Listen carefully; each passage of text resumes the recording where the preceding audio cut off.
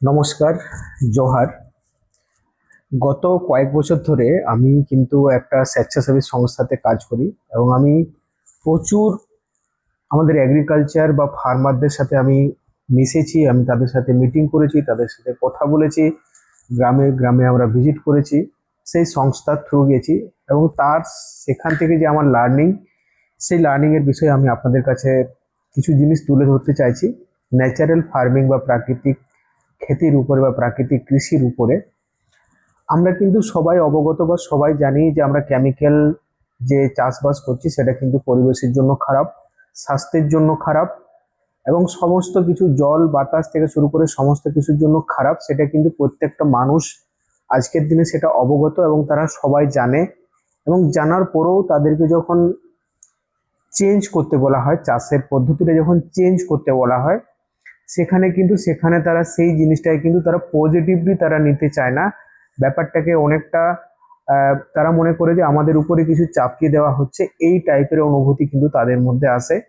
এবং যার কারণের জন্য ওদেরকে ডে টু ডে ওদেরকে সে প্র্যাকটিসটা করানো হয়। তো আজকে আমাদের সরকার যে উদ্যোগ নিয়েছে যে প্রাকৃতিক কৃষি করার জন্য, তো আমরা সাধারণ মানুষ বা সাধারণ চাষি যারা আছি তারা যদি আমরা যদি এই সচেতন বোধটা যদি আমাদের না আসে, আমরা যদি নিজের থেকে সচেতন যদি না হয়, তাহলে কোনো স্বেচ্ছাসেবী সংস্থা বলুন বা গভর্নমেন্টের যত ধরনের প্রকল্পের দ্বারা বলুন, আমরা কিন্তু সেই প্রাকৃতিক খেতিতে কিন্তু আমরা ফিরতে পারবো না বা সেটাকে আমরা অ্যাডপ্ট করতে পারবো না, যতক্ষণ না আমরা নিজের থেকে আমাদের সেই নিজের মনোভাবটা যদি আমাদের পরিবর্তন না হয়, তাহলে কিন্তু আমরা এই প্রাকৃতিক খেতিটাকে কিন্তু আমরা মানে সেই প্রচলনটা কিন্তু আমরা শুরু করতে পারবো না। ম্যাক্সিমাম গ্রামে এটা দেখা যায় যে ম্যাক্সিমাম গ্রামে হয়তো সবাই খুব বেশি চাষ করে না।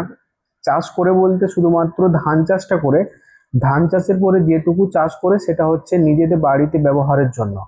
খুব কম ফ্যামিলি আছে যারা খুব মানে ডেলি বেসিসে তারা সবজি মার্কেটিং করে, বা সিজন ওয়াইজ তারা হয়তো কুইন্টাল 10 কুইন্টাল 5 কুইন্টাল 10 কুইন্টাল সবজি মার্কেটে বিক্রি করে। এরকম একটা গ্রামে খুব কম সংখ্যক কিন্তু চাষি আছে। একটা সময় ছিল, আমি দেখেছি, আমি আমার ছোটবেলাতে দেখেছি যে আমি আমার গ্রামেই দেখেছি, আমি আমার বাড়িতে দেখেছি যে রবি সিজন বলুন, প্রত্যেকটা সিজনে কিন্তু মানে সাইকেল সাইকেল ভর্তি মানে ফসল তুলে চাষ করে সেটা কিন্তু মার্কেটে বিক্রি করা হতো। এবং সেখানে কিন্তু সেই হারে কিন্তু কেমিক্যাল কিন্তু ইউজ হতো না, এবং সেটা দেশি ভ্যারাইটির সমস্ত কিছু কিন্তু চাষবাস করা যেত। কিন্তু আজকের দিনে যদি দেখবেন কোনো একটা গ্রামে যদি 100টা ফ্যামিলি আছে, তো 100টা ফ্যামিলির মধ্যে হয়তো 10টা ফ্যামিলি আছে যারা কিন্তু চাষবাস করে, একটু ভালো করে চাষবাস করে। আবার কিছু কিছু কোনো পঞ্চায়েত এরকম আছে যে কোনো পঞ্চায়েতে সেই মতো কোনো এগ্রিকালচারই সিস্টেমই নাই। আহ, করলেও হয়তো একটা সিজন ওয়াইজ করে আলু করে, কোনো সময় হয়তো ভুট্টা করে, কোনো সময় হয়তো টমেটো করে, মানে মনোক্রপিং যে সিস্টেম সেটা করে থাকে।